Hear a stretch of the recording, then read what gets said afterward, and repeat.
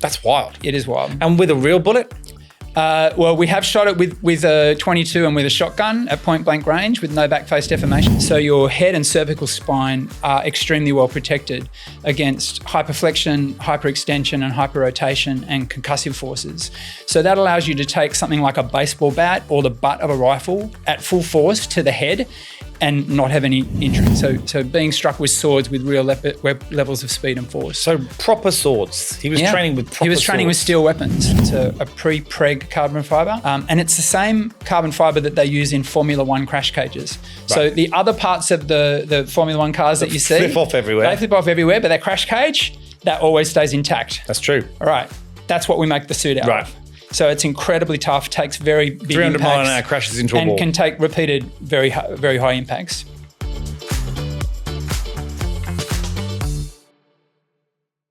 David, welcome. Great to see you.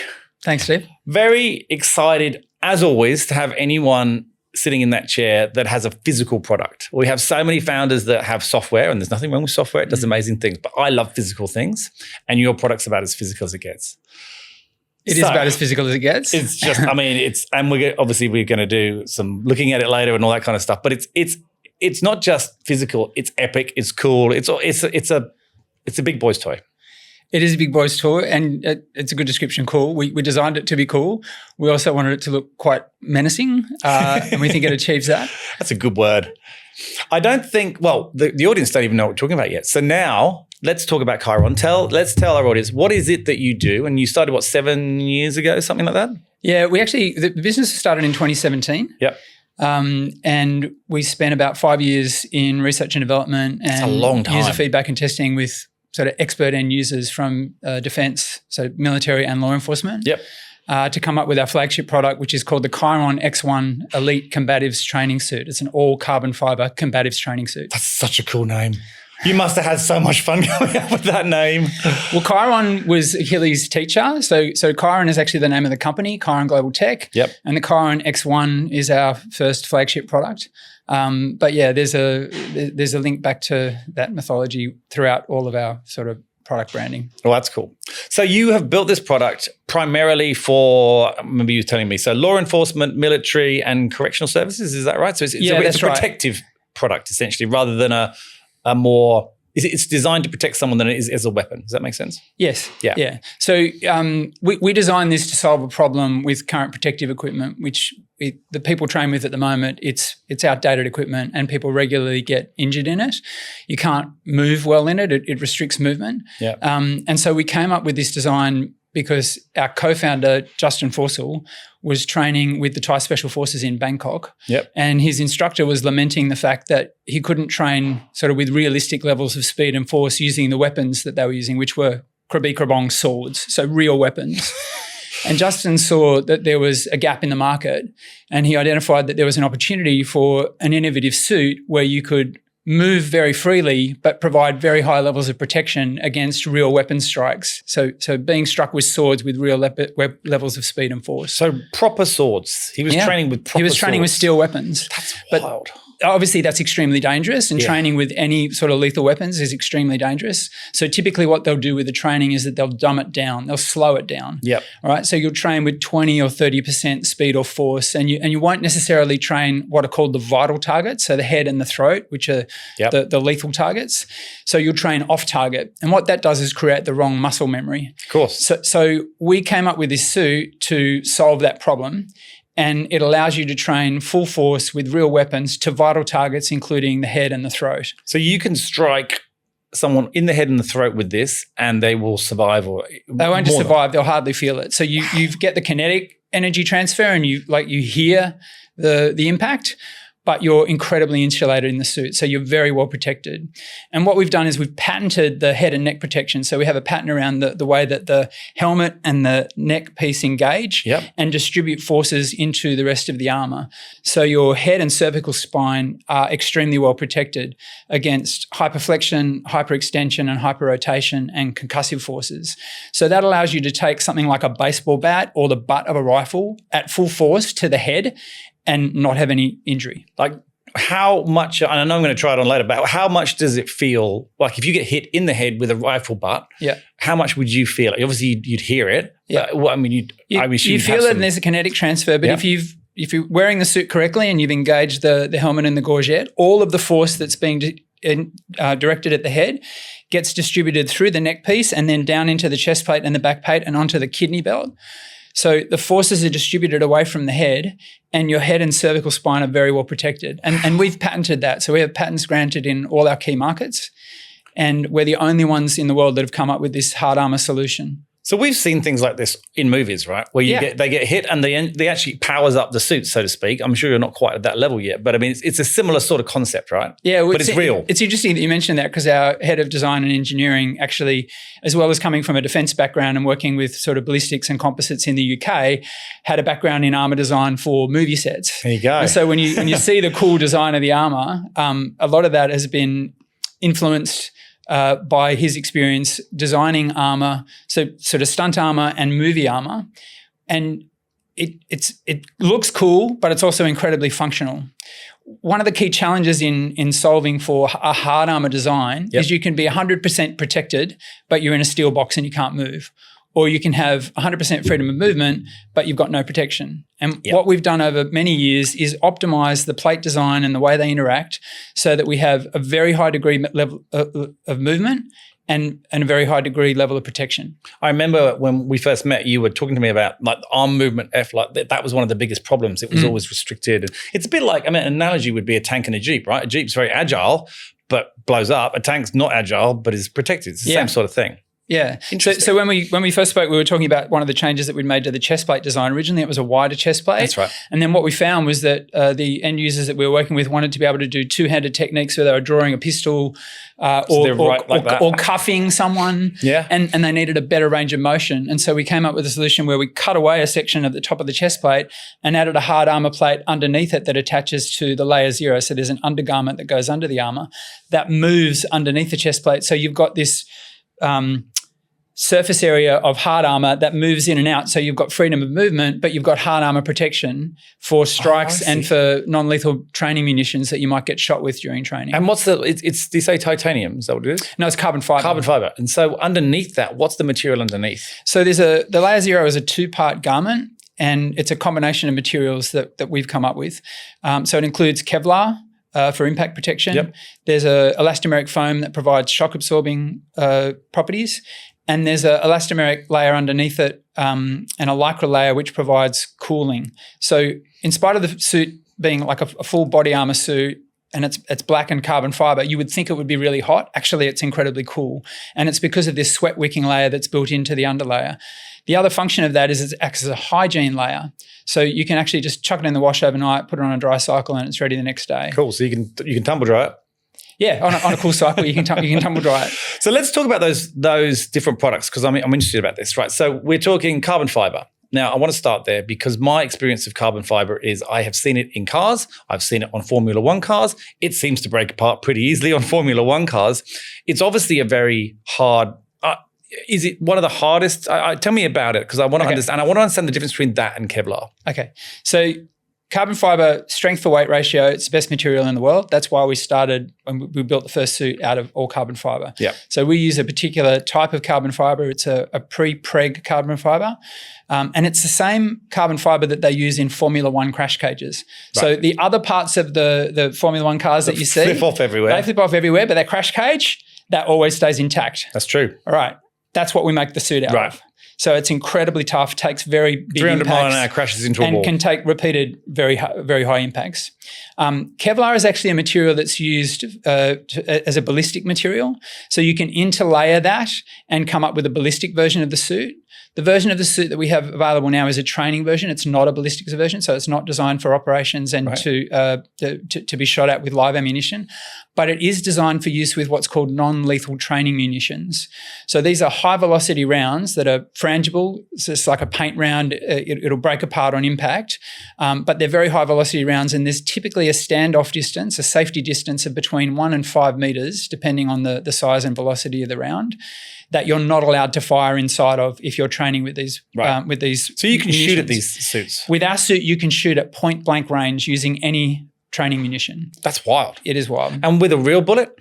Well, we have shot it with a 22 and with a shotgun at point blank range with no back face deformation. But as I said, it's not designed as a ballistic suit right now. No. There is part of the roadmap downstream is actually to do a ballistic version. Just about every operator, anyone who comes from defence who sees the suit says, this is better than our operational kit. Can we have this in a ballistic Because they have Kevlar. That's what their body armour is right now, right? Yeah. And that's designed to deflect bullets as opposed to stop them. Is that right? Well, it does both. Right. And it depends on the armour. There's different types of body armour that's around, and it depends on sort of what part that it hits.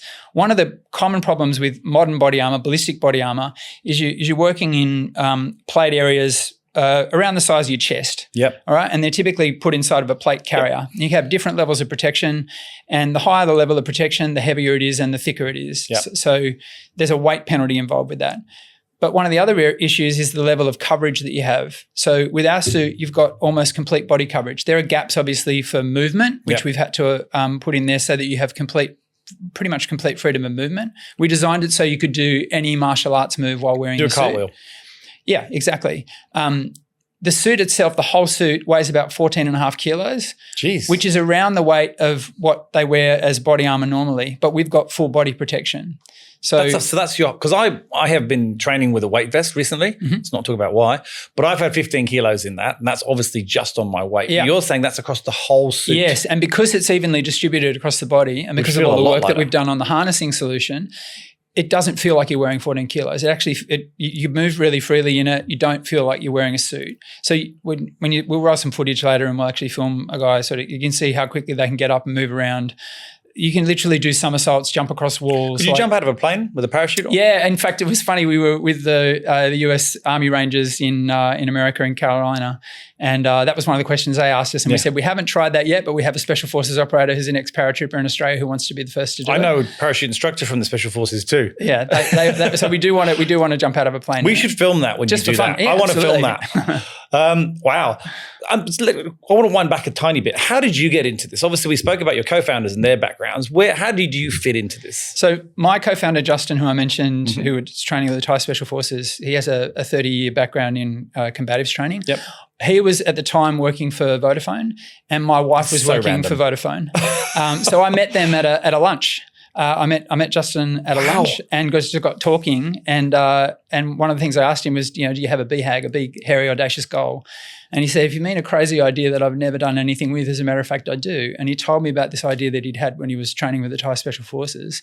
And I went, mate, I think you might have something there. And so we did some work together, did some research, found that there was a massive gap in the market, and so formed a business and decided to go and make the Chiron X1. You know what? There's such a sponsorship opportunity for Vodafone and connecting people there. Seriously, we need to call them. You can get some dollars out. Yeah, great idea.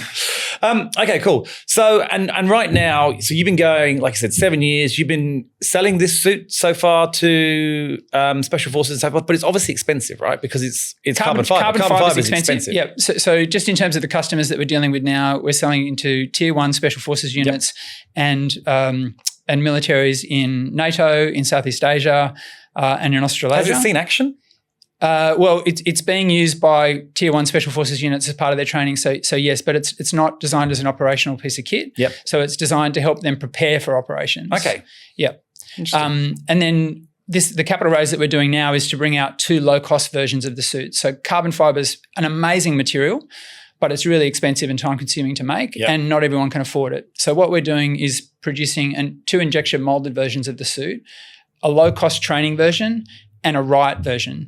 So the training version is largely for law enforcement and certain military budgets, and the riot version is for riot corrections and public order personnel.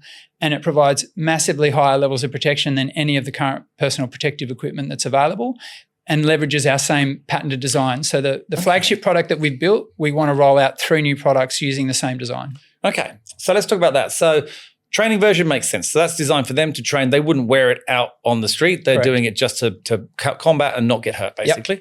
The riot version is designed for operational, I'm assuming. So if you think about any riot you see, they've all got the big screens. Would it remove the need for that? Is that the idea? So they're free, they're ready to go. They're not standing restricted. You're basically wearing the shield. Yeah, see that because they're so restricted behind that, right? They were pushing it. That would enable them to be far more So look, they may still use those as a defensive tactic or technique, but the reality is you are so much better protected wearing this suit than any current PPE. You don't need the shield. You're wearing the shield. Yeah. What that also means is that from a training point of view, you can escalate the level of threat that people are exposed to before they get into a real riot situation and condition them to that. So once they know I'm fully protected by this equipment that I'm wearing, it de-risks the level of escalation that can happen in a riot situation. Because often what will happen is the blood goes, someone feels under threat and they respond with a higher level of because they're panicked kind of almost. Exactly. It's a flight, and that can lead to lawsuits, right? Yeah. Particularly in the United States, Particularly in the United States, which is mad, right? So there's two benefits for the suit. One, we reduce the risk of injury to personnel. Two, we reduce the litigation risk involved in personnel responding with undue force in certain violent situations. Because they can keep calm and get hit and know they're fine. That's right, because they've trained in the product. They know the product provides that level of protection, and then they wear it in an operational scenario that they know that they're protected. They don't have to respond with the same level of force. So I've got images of RoboCop. I've got images of the RoboCop movie where people are shooting and he's just walking along calmly. It's essentially similar sort of thing. But similar sort of thing. Yeah. And you can throw bricks, bottles. You can get hit with a baseball bat. You can just keep going forward. God. So let's talk about this injection molded. So obviously it's cheaper. Mm-hmm. Is the protection level less? No. So we've come up with... So why would you continue doing the carbon fiber one? Because the elite level, there'll still be a market for the elite carbon fiber version for certain special forces units that just want the best material available. Yeah, okay. All right. But there's a lower cost version which opens up these additional vertical markets of sort of law enforcement, certain military budgets and corrections. Which is huge market. Yeah. So the tooling for that product is quite expensive, but the parts are much, much cheaper. And we have higher margins on those. So when you say the tooling, you mean setting it up, setting up for the injection molded process as opposed to the tooling that we have for the carbon fiber product. And how, if you think about the special forces market compared to that other market, I would imagine this is, even though they've got bigger budgets, this would be a far bigger. Correct, because there's much more of them. And it's global, right? And it's just as an example, in America, there are 400,000 corrections officers. Prison officers? Just in America. How many police? Can you even imagine? I don't know the number. It would be insane. Off the top of my head, I can't recall the number of police, but just corrections officers is 400,000. In NATO, in all of NATO, there's 300,000. So America is the most incarcerated nation on the planet. I know, yeah. But we've met with several corrections facilities in the United States, and they all want this product. Of course. Yeah. We've done quite a bit of work with prison officers, and it's an interesting space, right? They're usually quite gentle people, right? But obviously they're in an incredibly violent environment. That's right. Well, we demonstrated the product about a year ago to the UK's National Tactical Response Group. So there are 2 of them in the UK. They respond to 800 prison riots a year. Oh my God. So the level of activity for that group is very high. And we demonstrated at one of their facilities about a year and a half ago and put one of their operators, actually a female operator, in the suit, and they were absolutely blown away with the level of protection. And they do training literally every day where someone is normally wearing a padded suit, getting the absolute hell beaten out of them, and they always come out battered and bruised. They often feel injured. They're not looking forward to the next day's training. And these guys looked at this suit and went, oh my God, can we please have this? Like, this is going to completely change the way we train. Then we took it outside and we shot it with, it's a training munition called Pepperball. And we let all of them have a go at shooting our poor German distributor who was wearing the suit. And he got absolutely peppered with Pepperball rounds. Not a bruise on him. Pun intended. No, absolutely not. Because I've done paintball and you look beaten up. There are bruises everywhere. That's right. So the underlayer where there are gaps in the hard armor, you can be shot with any non-lethal training munition and you're not going to be injured. And if you weren't wearing that, it could cut your skin or worse. You'd definitely wind up with bruising. I mean, even just I'm thinking about the UK now, you mentioned that. I haven't lived there for a long time, but I remember going to soccer matches, the sheer volume of police trying to hold the teams apart. They're very unprotected in those environments. Yeah, I mean, the confidence it would give them to do their job would be mind-blowing. Yep. Okay, so you are looking to raise money to basically get the tooling to be able to mass produce this to sell, right? That's where you're at. So we've got a proven product. We've patented that. We have customers like all around the world. We've got a global distribution network as well. Yeah. And we've got strong demand for these lower cost products. I imagine. So how much are you raising? So we're raising 2.5 million through a safe note with a 20% discount on a Series A in 12 to 18 months. Okay, cool. That seems, and that's what it's going to cost you to get the equipment, $2.5 million. That's not that much. I would have thought it was a bit more. That'll allow us to bring both of those products to market. So the low cost training version and the riot version. And how quickly is what's the manufacturing process like? So we can get the first product to market in 6 months. Yep. And the other product in about 9 to 12 months. So and then how many can you produce? There's a bit of variability with the riot version because we've got to get that product certified. The training version is self-certified. Good to go. And so, how many can you produce? Like, is it quick once it's up and running? We can produce them in the thousands once we get it. So we get over a 30x increase in our manufacturing capacity once we switch to injection molded. Yep. How exciting. Yeah. And so in terms of your customer base, I imagine, like you said, you've been out talking to correctional services. This is a global product, right? Yeah. Once you sell it to one person, you're done, right? Because the use case is there. The word of mouth is already it's already happening within the tier 1 units. So what happened, we've had this experience several times now. The tier 1 units have had it train with other tier 1 units. Those tier 1 units then go, oh my God, where did you get this? Yep. They then contact us. They wind up sort of leasing them or renting them, and then they wind up procuring them. So the word of mouth is already there with the product. Well, it's a small community in that it's niche, right? Yeah.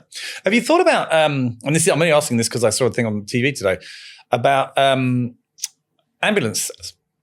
You think about ambulance staff. There was this thing on TV. I rarely watched the news, but I was getting breakfast and it was on, and they're getting attacked regularly. Is that another market? I mean, there's plenty of other markets you could go to. Obviously, you've got to focus on this. Don't get me wrong, but there's countless other markets where I guess public servant kind of individuals are being attacked unnecessarily and would need protection. Yeah. So the suit itself is it's pretty intimidating. Look at piecing. You need to make it look probably nicer. Yeah.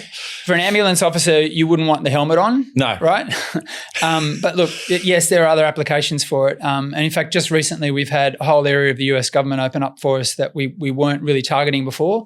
So it's not military, but there are federal agencies that do this type of training that require this type of capability. Private security companies. So there's a very large addressable market for the product. Absolutely. Our initial customers are defense, law enforcement, security, and corrections. You must be so excited. This is amazing. Yeah, well, it's a long time coming. Any founder's journey, it's a roller coaster. There's lots of highs, lots of lows. We're riding a high at the moment. So it's been the result of a lot of sort of hard work and persistence, a lot of financial commitment from the founders, and we've had some backing from some seed investors. Yep. And now we're looking for some further investment to really take this thing and scale it. What's been the hardest thing? And that's a big question over that period of time. So raising capital, getting to the point where we are now. Yeah. That's been tough, right? Because you really want to focus on other areas, but this constant battle to raise capital. So we're looking forward to just getting this tooling in place, and the revenue we can generate from that's awesome. That's amazing. And that's going to set us up for a Series A. Yeah. So which will be a big Series A.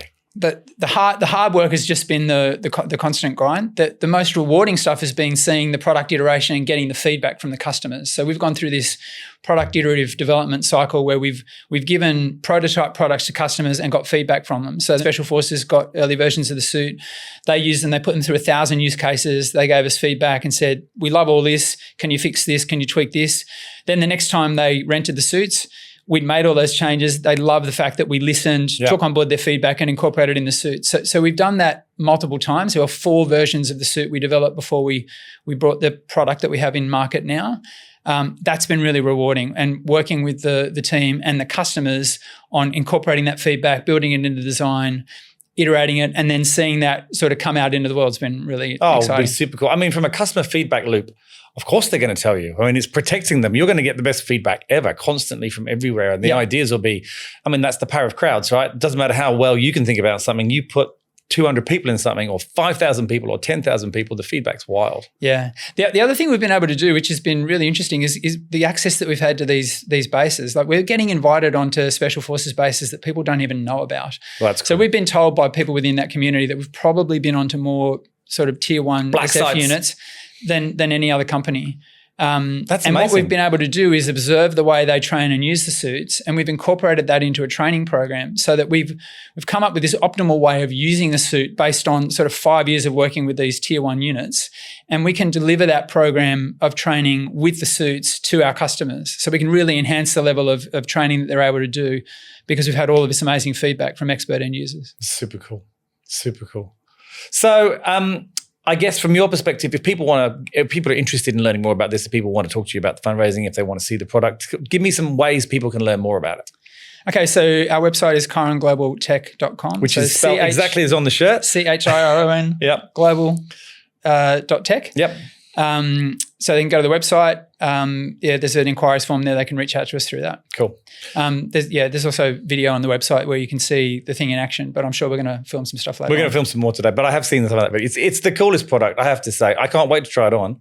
But I'm so impressed with the tenacity to get here. It's a long time. 5 years of R&D is, any product that you're willing to do that for and then go to market, and then obviously you are where you are now, you must feel fantastic about it. Yeah, well, we had COVID throw a bit of a curveball in the middle of it for the whole world, but we just started to get sort of traction with some of the early versions of the suit, and then everything got shut down. No one was allowed to see anyone, so you don't really see. And it was funny, we couldn't go 5Ks from home here in Australia, but we were allowed to fly to America to the AUSA conference in Washington. So really? Yeah.